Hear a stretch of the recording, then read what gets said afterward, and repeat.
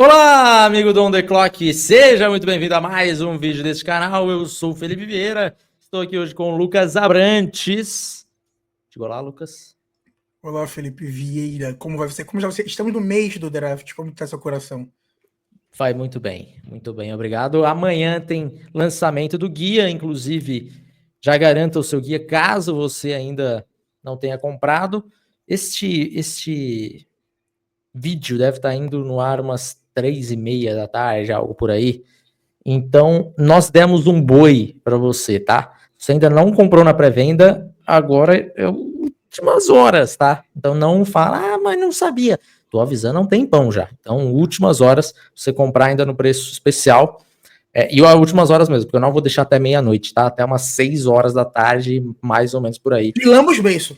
E lamba Certo. os beiços aqui, ó. E fique contente que o cara Tá tá. bom demais. O Tá bom gerente ficou demais. maluco, mas não tanto. Calma, o gerente tá maluco, mas não tanto assim. Lançamento do guia dia 2. Só que quem for assinante do site anual e assinante eterno deve receber algumas horinhas antes do dia 2. Então já fica de olho aí algumas horinhas antes, tá? Mas quem comprou ali pelo site normal deve receber aí próximo da meia-noite mesmo. E Certo? quem trabalha no On The Clock, Felipe? Já recebeu. Hum, Vídeo de hoje, Abrantes, é para gravar ali. Vídeo de hoje é para dar aquele agrado para os membros aqui do canal do On The Clock, do canal do YouTube, que a gente vai responder algumas perguntas do grupo, né?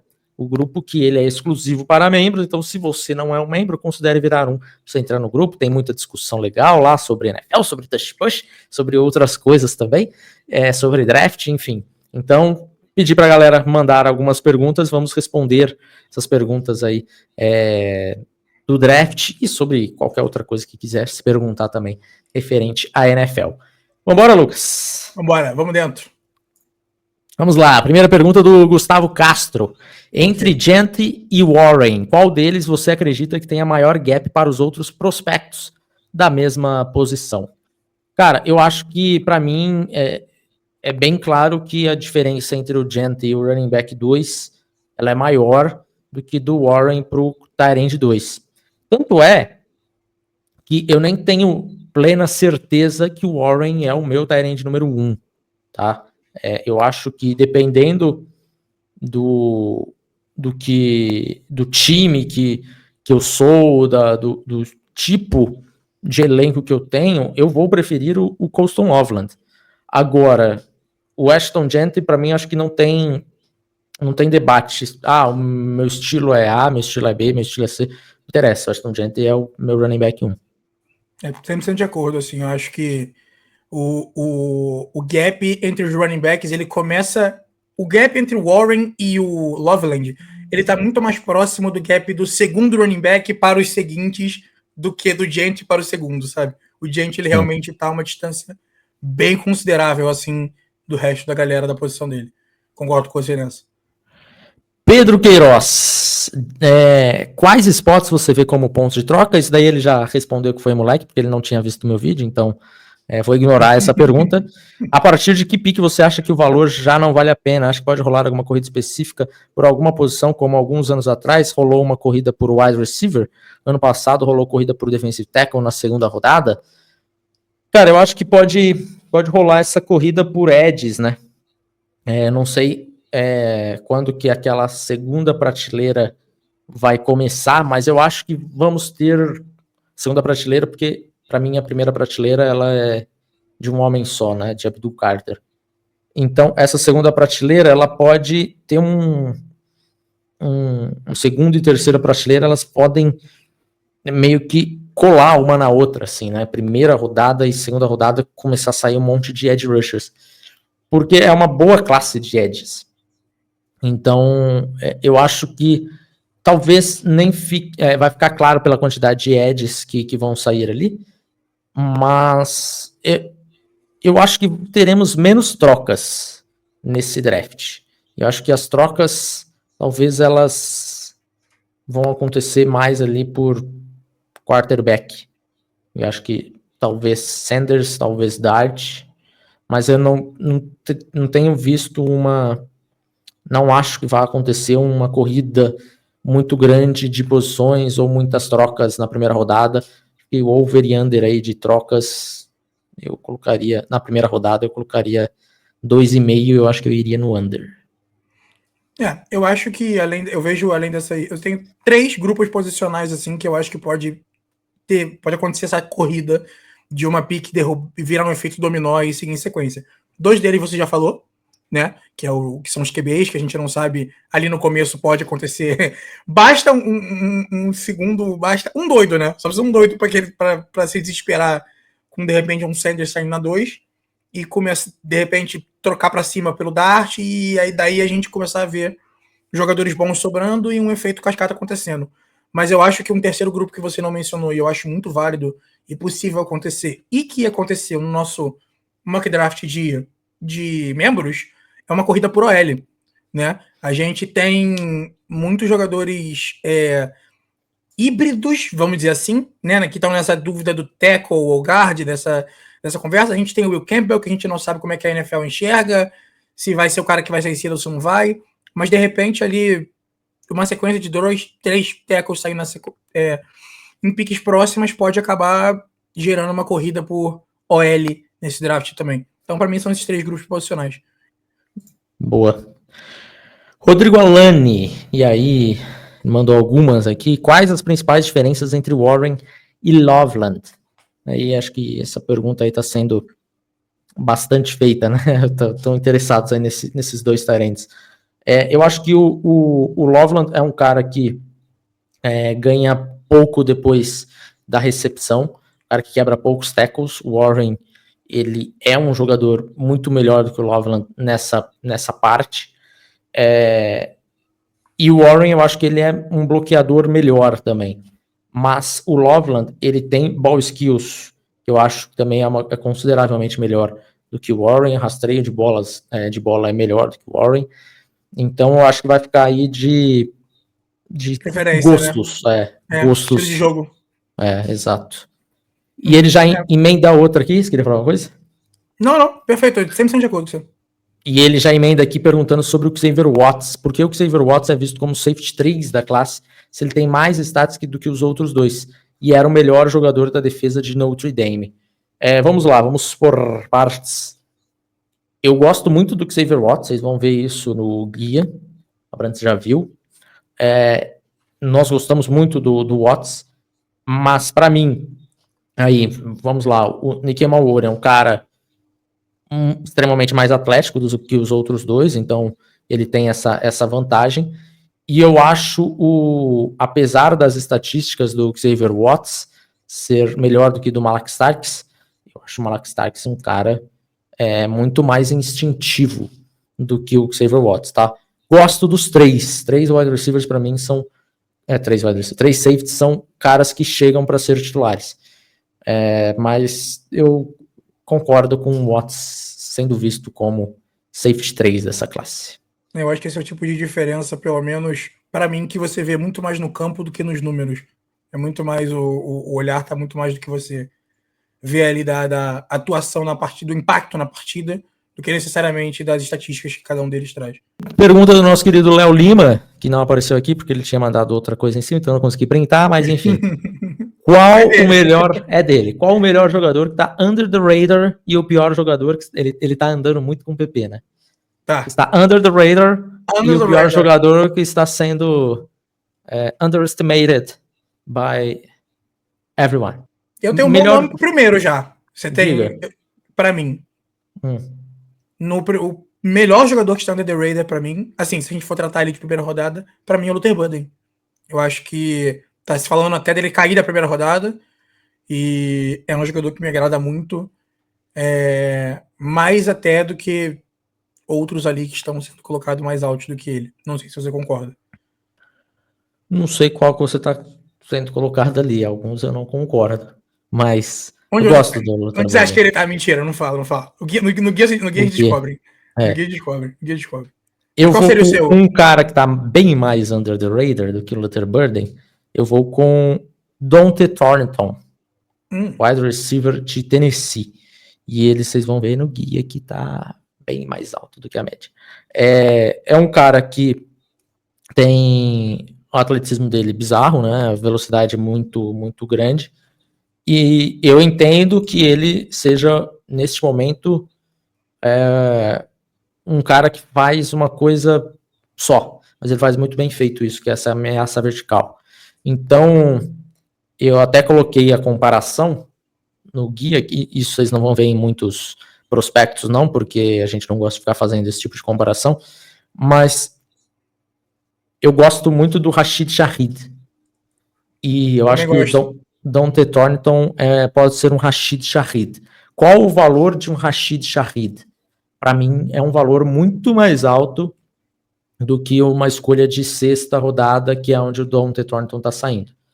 Então, você vai ver que ele está bem mais alto aí do que a média. Eu gosto bastante do Dante Thornton.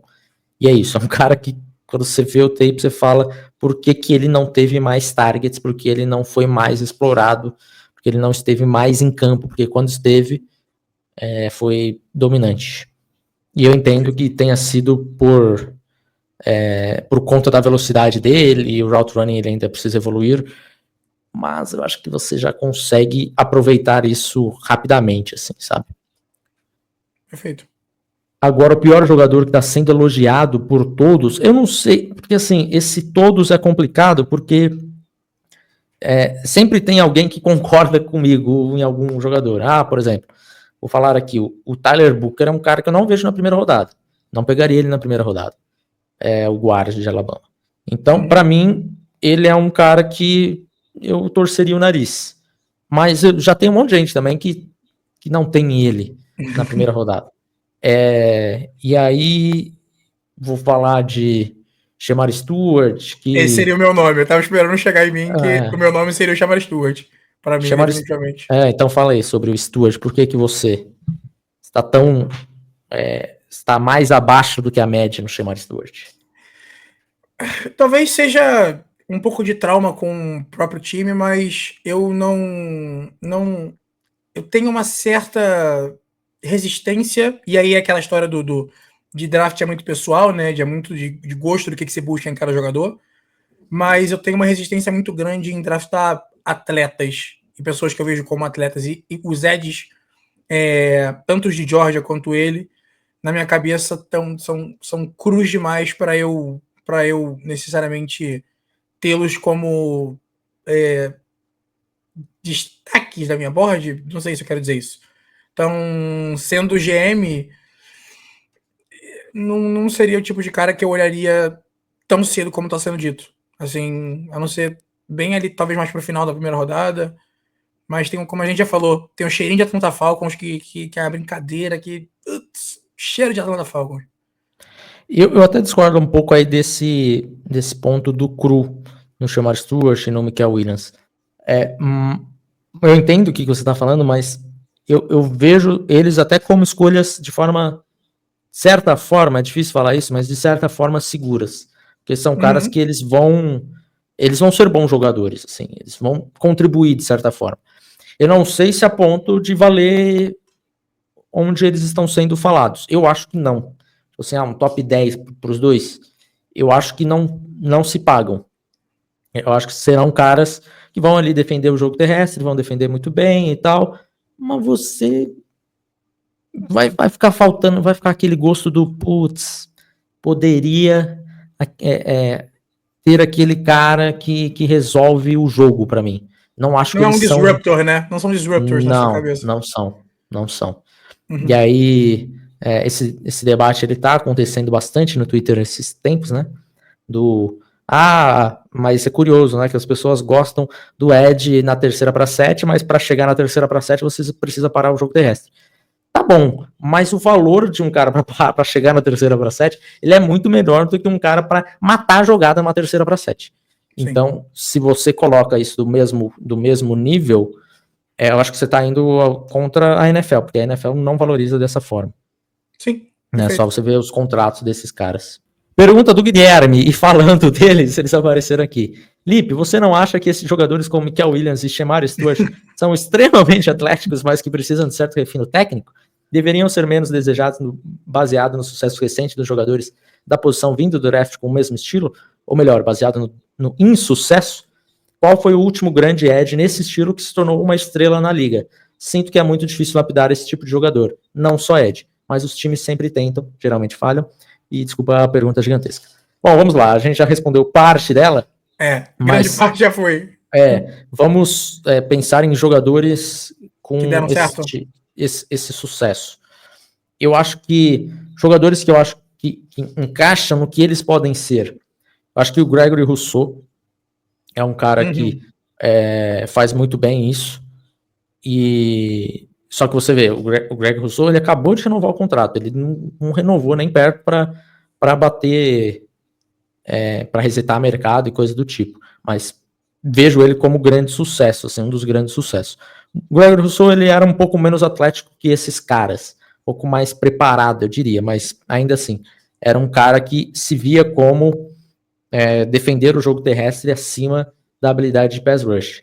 E aí nós temos um cara que acho que é mais parecido com esses dois, que é o Rashan Gary, que deu certo. Eu acho que, assim, ele demorou a dar certo, tá? Bastante. E eu acho que isso até é um perigo pro time, porque o cara, de repente, ele vai ter sucesso real, assim, no terceiro, quarto ano dele, e às vezes você só desenvolveu para outro time ir lá e pagar e ter esse cara desenvolvido no quinto ano, sexto ano. E aí eu acho que aí é um problema sério. Mesmo no sucesso, você pode ter fracasso porque o time que draftou não vai aproveitar do melhor do jogador, né?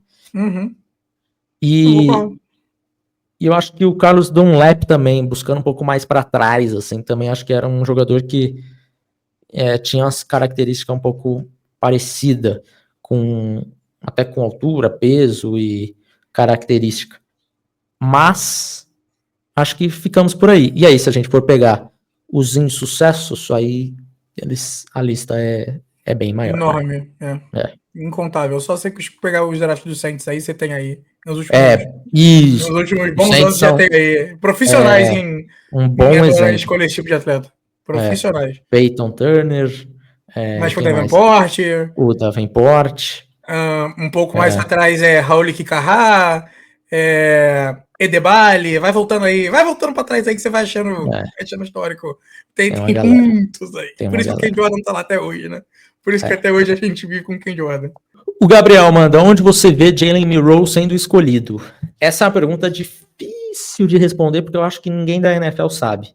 Porque assim, podemos ter 31 times que vão olhar e falar, ele não é um jogador para a primeira rodada, não é um jogador para a segunda, na terceira dá para arriscar. Mas pode ter um time que fala, eu arrisco na primeira. E aí, tchau e bens. Eu acho que o mais provável é que ele saia na segunda rodada, tá? Eu faria esse tipo de escolha?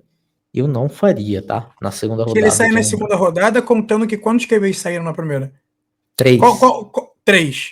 Aí você conta ele com ele na segunda. Digamos que o Dart não saia na primeira. O que acontece pra você com o cenário? Eu acho que ele ainda pode sair na segunda. Tá. Porque eu tava vendo ele como um late third ali. Talvez ele fosse. Assim, a minha análise vocês vão ver no guia. Não tá próximo disso não, tá? Tá bem distante, inclusive. Mas vai ter alguém que vai olhar o braço e vai falar, eu posso resolver. Um pouco parecido como esses outros caras que nós vimos, né? Nós estamos discutindo aqui, só que com características diferentes. Aqui a característica, lá se fala do defender muito bem o jogo terrestre, aqui tem a característica do atleticismo e ter o jogo terrestre na sua força, o seu braço como pontos fortes do jogo, mas basicamente todo o resto você precisa desenvolver. Então, vai ter diferenças de opiniões aqui. Alguns caras que estão mais desesperados vão escolher, mas eu não sei se esses caras desesperados eles vão conseguir ter tempo para desenvolver esse tipo de jogador.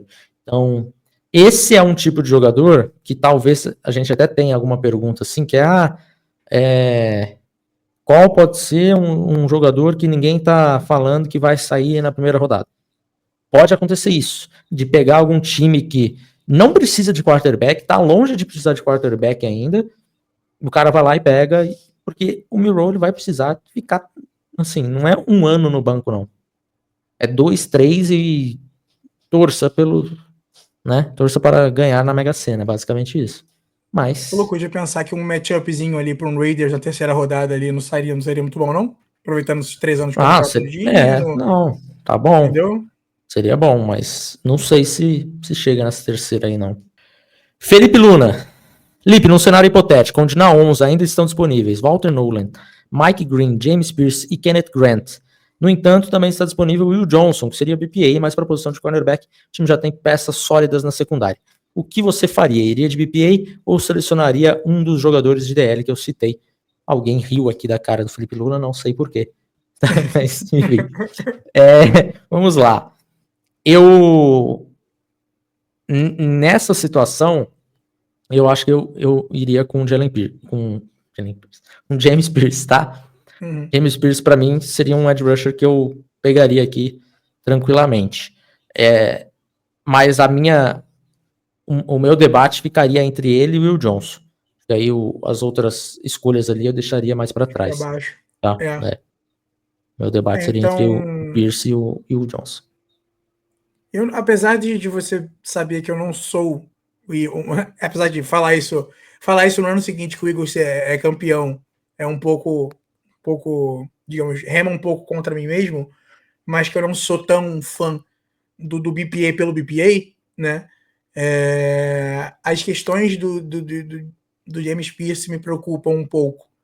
Não sei se eu posso estar super valorizando isso, mas concordo com você na margem entre esses dois e o resto, e como não tem uma opção aqui de não ser ninguém dessa lista, eu iria como Will Johnson no caso. A Dani, lá do Pink Zone, mandou logo 3. Vamos lá. Para quem está começando, quais os fatores importantes de se analisar em um calouro? Ou seja, depois que ele já foi escolhido, né? Eu acho que aí entra num ponto que vai de posição para posição, né? E aí, eu acho que é uma pergunta complicada de responder, porque eu acho que ela é muito complexa para responder em 5 minutos. Talvez eu responda essa pergunta, sabe onde, Lucas Abrantes e Dani?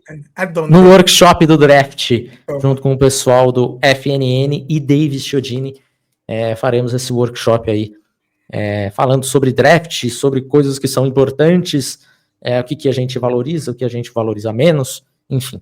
Entre lá tem parceria com a Surfshark, você ainda ganha um ano de assinatura da Surfshark e ganha o guia. Tudo isso por R$199, tá? Então, entra aqui no link da descrição. Também. Vamos para a próxima, então. Entre BPA e NID, ideal é que a franquia sempre opte por qual tipo de jogador. Eu sou sempre favorável ao BPA, tá? Mas não vamos exagerar no BPA. Parece que a pergunta foi feita exatamente para... A gente é extremamente oposto nisso, né? Parece que é bem correto para as duas pessoas que estariam aqui. Mas vai, defenda seu caso, seu filho. Não, porque assim, vamos supor, eu sou o Washington Commanders e eu tenho, estou num draft que eu tenho o Caleb Williams ali para draftar, mas eu já tenho o Jayden Daniels. Eu vou draftar o Caleb Williams? Óbvio que não. Entendeu? Então, esse BPA ele tem que estar combinandinho com minimamente as suas necessidades. E daí você pode não ter uma necessidade naquele ano. Mas, por exemplo, o cornerback titular, o CB1 do meu time, ele tá no último ano de contrato. Beleza, já vale a pena, já faz sentido a escolha de você pegar um cornerback, caso esse seja o melhor jogador ali disponível. Mas eu acho que se você fechar os olhos e atacar a BPA, você vai montar um elenco muito desproporcional, assim, a qualidade vai estar muito fora. Então você tem que ter minimamente a parada do olha, eu preciso dessas posições, quem são os melhores jogadores dessas posições. Aí eu acho um problema ainda maior se você escolher apenas por necessidade. Você olha e fala, tem um cara aqui que a minha nota é de um round a mais, que é de corner, que é de tight end, que é de linebacker, mas eu preciso de um guard. Mas o guard que tem ali, ele é da terceira rodada e eu tô na segunda. Vou pegar ele de qualquer jeito? aí eu acho que você vai estar indo pro mercado com fome, entendeu? E aí você vai comprar errado. No fim é sempre uma combinação dos dois, é só mais sobre qual você tá valorando primeiro, assim, tipo, você tá disposto a abrir mão, digamos assim, no caso, eu acho, entenderam nós dois, no seu caso, você tá disposto a abrir mão da sua principal need em torno de pegar um jogador melhor de uma need não tão urgente. Eu, no outro caso, já acho que a need fala um pouco mais alto nesse caso, mas ainda assim, concordo com você que, por exemplo, nesse cenário do guard, não, amigo, nesse momento não, a gente vai acabar priorizando uma outra coisa. No fim, são lógicas muito parecidas, mas que tá muito no detalhe ali, na combinação do que tem disponível e do que você precisa, sabe? É muito ambíguo, digamos. E a última dela, qual a consequência das medidas tiradas no Combine, de modo a fazer um jogador sair das primeiras posições e cair muito no board, tipo o caso do Will Campbell. Aí nós vamos falar das medições da envergadura, né? E aí eu acho que essa envergadura, ela é muito importante. Não é documento, mas é muito importante. Porque você tem um histórico ruim de jogadores que não batam certo limite, assim. E aí você vai olhar aquilo e fala, pô, esse cara não bate. Mas a gente pode imaginar que esse cara é a exceção? Pode ser. Mas vários times já vão falar, eu não vou correr atrás da exceção. Deixa outro draftar. Se ele for ótimo, maravilha, parabéns para ele, parabéns para o time que arriscou. Então, obviamente, a envergadura, o tamanho, o peso, ele vai entrar num ponto de cada um desses é fundamental para alguma posição. Então, envergadura, muito importante para offensive tackle, muito importante para edge rusher, importante para corner também. Então, se tem um corner com a envergadura muito menor, ele vai sair de algumas boards. Então, sim, é uma consequência que pode custar caro para alguns jogadores, só que você tem que entender, por exemplo, o Rashawn Slater era um cara que nós do On The Clock, mesmo após a medição, nós falamos, não, vamos bancar este cara, porque a gente confia no talento técnico dele. E deu certo. Mas você tem que estar muito confiante de fazer isso. Você fica com alguma dúvida, principalmente em jogador de primeira rodada, geralmente esse time vai deixar para outro time se virar com essa questão, sabe? Eu acho que a última pergunta aqui é a do Renato Parente. Felipe, 2 questões. Vamos lá. Qual time vai mandar a primeira pick Michael Penix no draft? Uma escolha que ninguém tinha a mísera ideia que poderia rolar os dados dos movimentos na free agents, não necessariamente por quarterback.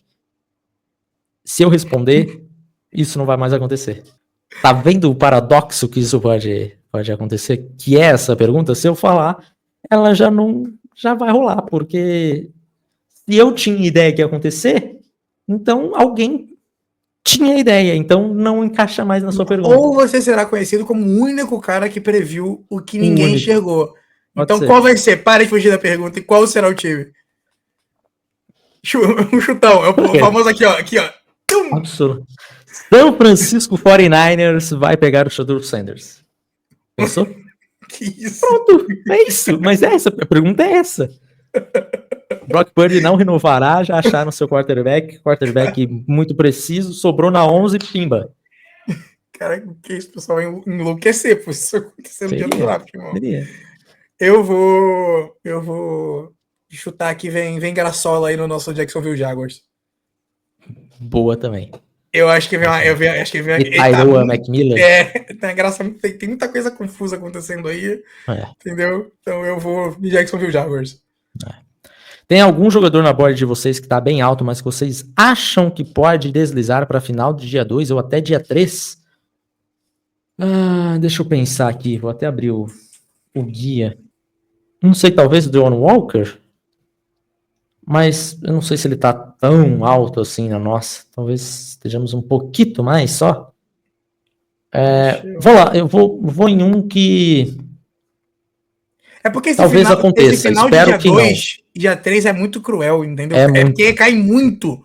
Cair num nível... Eu já sei quem eu vou responder. Wyatt Milon. Ok. de West Virginia. É um cara que nós temos bem alto, que está sendo falado ali mais ou menos por aí. Terceira rodada, por aí. Então, Ok. mas não acho Eu que ele vá vou, cair pro dia 3, tá? Mas enfim. eu vou bater na tecla do James Pierce novamente. Não acho que vai cair, mas me lembra um pouquinho, e você vai lembrar que eu acompanhei muito esse processo ouvindo vocês, não trabalhávamos juntos ainda, de uma situação. Eu sei que muita gente está comparando ele com o Micah Parsons, mas a situação dele me lembra muito mais o Jachai Polite do que o Micah Parsons, assim. Ah, não, cara. Não, porque o Jachai Polite, ele cagou, inclusive, perdão aqui, monetização do YouTube, mas o Jachai Polite, a gente tinha alto no guia, mas o Pro Day do Jachai Polite foi depois do lançamento.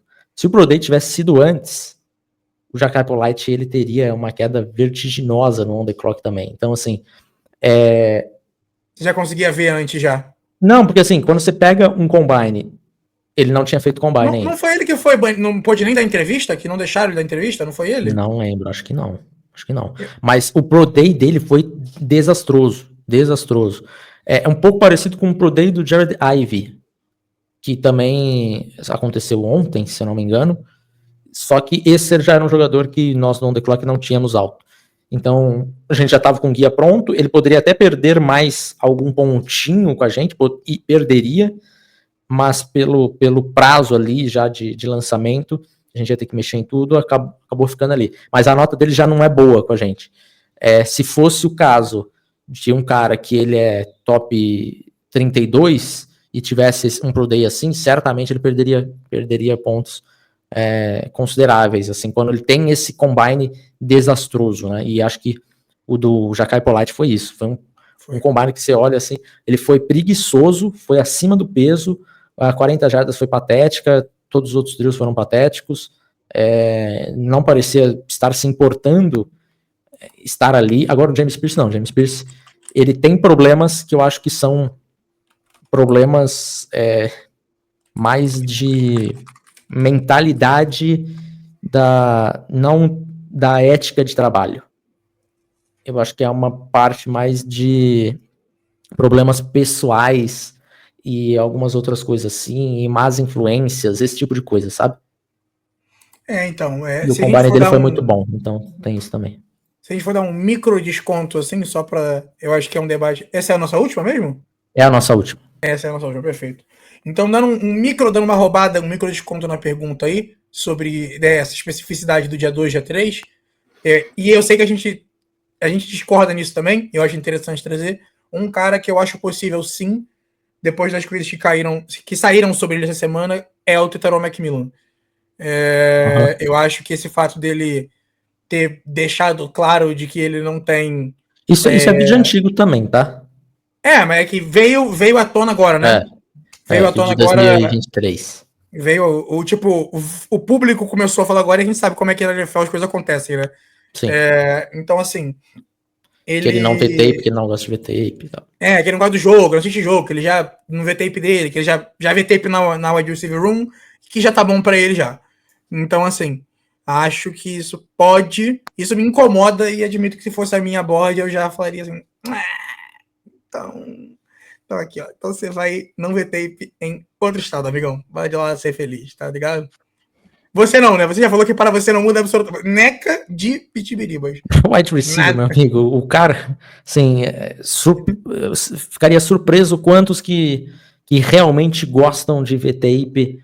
Mas é só por ele ser wide que você pensa assim? Se fosse outra posição? Só, claro. Perfeito, tá. A gente não tinha chegado nesse ponto da conversa. Não, se fosse outra quarterback, posição... o cara, ele tem que ser outro patamar. Se o cara falar isso, quarterback, tá fora da minha board. Agora, wide receiver, meu amigo, eu sei que é legal e tal, mas assim, você levando a sério, enquanto você estiver lá dentro do CT assistindo o tape com o seu coach, beleza. Inclusive, eu acho que tem jogadores que acabam vendo tape por si só, não sabem o que eles estão corrigindo, o que eles estão vendo e fazem ajustes desnecessários. Então deixa pro coach falar, meu amigo, melhora nisso, melhora naquilo, isso daqui você tem que fazer assim, isso você tem que fazer aquilo. Beleza. Tá? Então, se ele não levar a sério o que o treinador tá falando, aí é outra história. Agora, dele só ver tape ali no wide receiver 1, não tem problema com isso. Então tá bom. Tá perfeito. Então É será isso? um Panther, Teteron Macmillan. Tomara, mas não vai ser. Vai ser um dos que nós falamos aqui, inclusive. Opa! Sim, Mikael Williams. É isso, fechamos, voltamos em breve, voltamos amanhã para falar de outras coisas. Tudo isso daqui só é possível graças aos membros, então muito obrigado a todo mundo que mandou pergunta lá no grupo. Se você mandou pergunta e eu não respondi, é porque provavelmente elas já foram respondidas por outras, aí ia ficar muito repetitivo, certo? É isso, um abraço, até mais, tchau. Redes sociais. Não vai tomar bronca ao On the vivo. clock Redes BR. sociais. Tudo. Perfeitamente. Redes sociais. On the Clock BR. Compre o Tchau. guia, faça o curso.